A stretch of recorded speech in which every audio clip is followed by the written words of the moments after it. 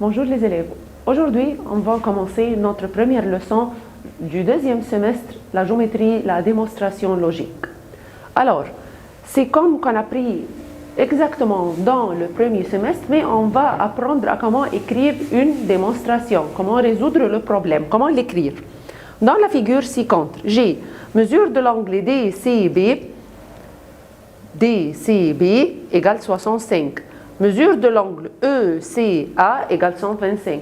Faites attention, je dois placer les mesures sur la figure. Je veux mesurer mesure de l'angle ACD et mesure de l'angle BCE. Alors, qu'est-ce que je vais?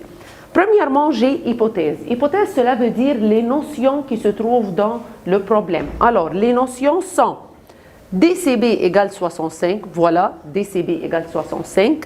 ECA égale 125. Alors, je vais écrire les notions sous-titre, hypothèse. Deuxièmement, j'ai conclusion, cela veut dire qu'est-ce que je veux trouver.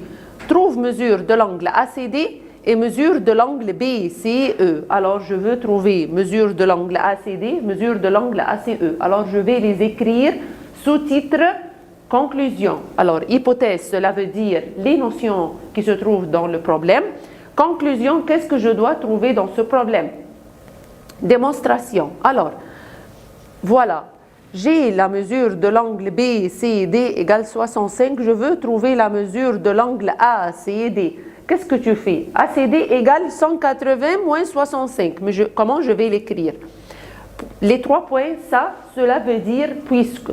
Alors, puisque tu m'as donné dans les notions... dans la notion du problème que mesure de l'angle DCB égale 65. Donc, les 3 points, le troisième en haut, mesure de l'angle ACD 180 moins 65 égale 115 angle plat.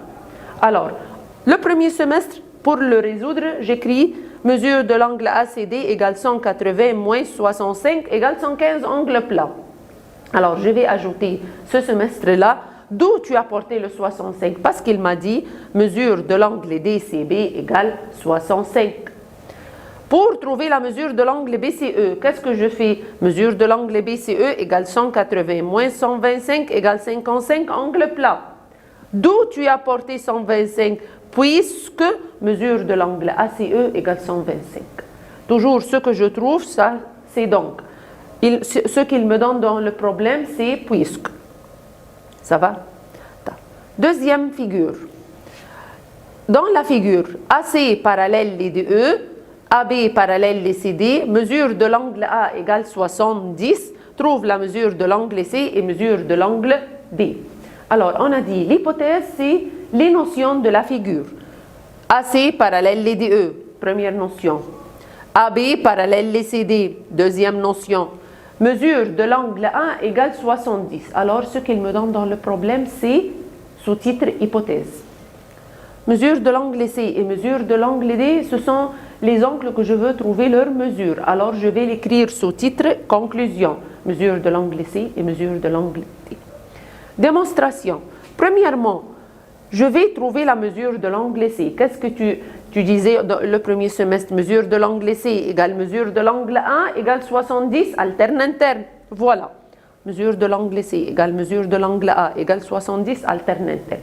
D'où tu as porté que mesure de l'angle A 70? Voilà, il a donné dans l'hypothèse que mesure de l'angle A 70.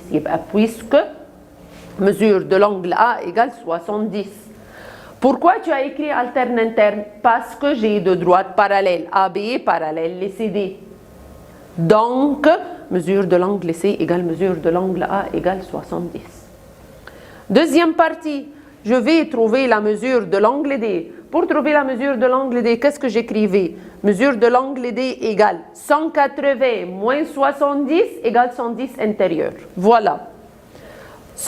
Mesure de l'angle D égale 180 moins 70 égale 110 intérieur. Alors, ça c'est donc parce que je viens de le calculer.